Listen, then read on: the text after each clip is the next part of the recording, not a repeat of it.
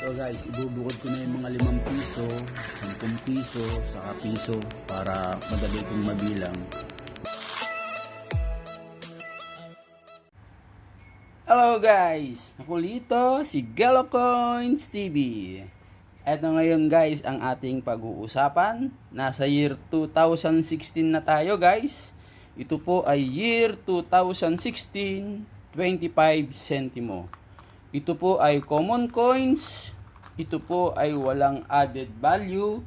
Kapag ganito po ang kondisyon ng inyong mga barya, hindi na po ito pinapansin ng mga kolektor.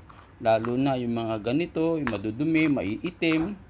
Hindi na po ito pinapansin ng kolektor. Hindi po ito binibili. Wala itong added value.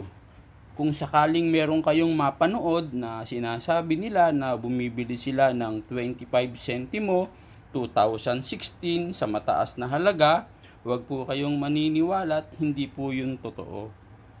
Ito po ay common coins, ito po ay walang added value kapag ganyan ang kondisyon ng inyong mga barya. Ang gawin ninyo, gastusin na lang po ninyo. Kung ayaw tanggapin sa tindahan, papalitan na lang po ninyo sa bangko. Bilangin lang ninyo kung magkano lahat, ilagay ninyo sa plastic ng yelo. Tapos dalhin ninyo sa bangko, papalitan po yan. Ito po ay umiiral pa rin sa atin. Ginagamit pa rin po yan sa circulation market. Tinatanggap pa po ito. Kaya lang nga yung mga tindahan sa atin, ayaw nilang tanggapin to. Kaya naiipon yung mga barya natin. Ito po nanggagaling yan sa mga supermarket, sa mga grocery. Yan, binibigay yan, sinusukli sa atin yan. Kaya lang, kung tayo naman ang bibili sa tindahan, sa mga tabi-tabi, hindi naman nila tinatanggap to. Hindi ba? Kaya naiipon. Kaya ngayon, ito hindi naman binibili ng mga kolektor kasi nga wala itong added value kapag ganyan ang kondisyon ng inyong mga barya.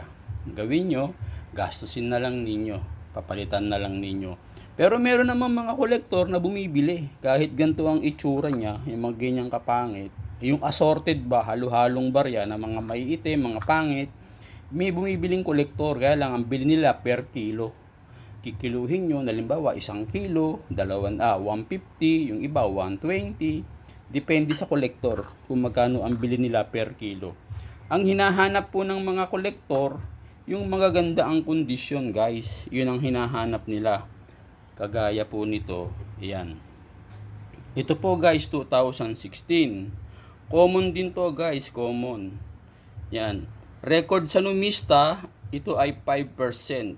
Ibig sabihin, medyo madami-dami ang lumabas. 5% siya. Tapos, ang nakalagay na value, dun sa very fine, saka sa extra fine, 29 pesos ang naka-record na value. Tapos yung UNC naman saka yung AU wala siyang presyo. Ibig sabihin, bahala na si seller kung magkano niya ibebenta. Kaya lang hindi naman 'to masyadong pinapansin ng mga kolektor kasi nga common coins ito, guys. Kahit sila madaling makahanap nito kasi nga marami ang lumabas. Kaya kahit may value ito, may added value, hindi rin 'to binibili ng mga kolektor kasi nga common coins siya. Kahit sila, marami ng ganitong hawak na barya. Kagaya ko, marami ako. 'Di ba? Kasi nga common coins to, marami ang lumabas. Binanggit ko lang sa inyo na mayroong added value na nakalagay sa numista, yung very fine 29 pesos, saka yung extra fine 29 pesos. Pero pagdating sa yung AU, yung almost uncirculated, saka sa UNC, yung uncirculated, walang nakalagay na presyo. Ito guys, kagaya nito. Itong hawak ko, pwede siyang AU, pwede siyang extra fine. Ibig sabihin, ang value nito pwedeng 29 pesos hanggang 30 pesos, 35 pesos. Depende sa seller. Kaya lang nga, mayroong mga kolektor na hindi naman bumibili nito. Kasi nga, marami ito. Common coins lang ito guys. Ngayon, kukuha tayo ng isa. Lagay na natin dito. Yan, maganda to. Lagay natin dito. Ayan na guys. Meron na tayong 2016.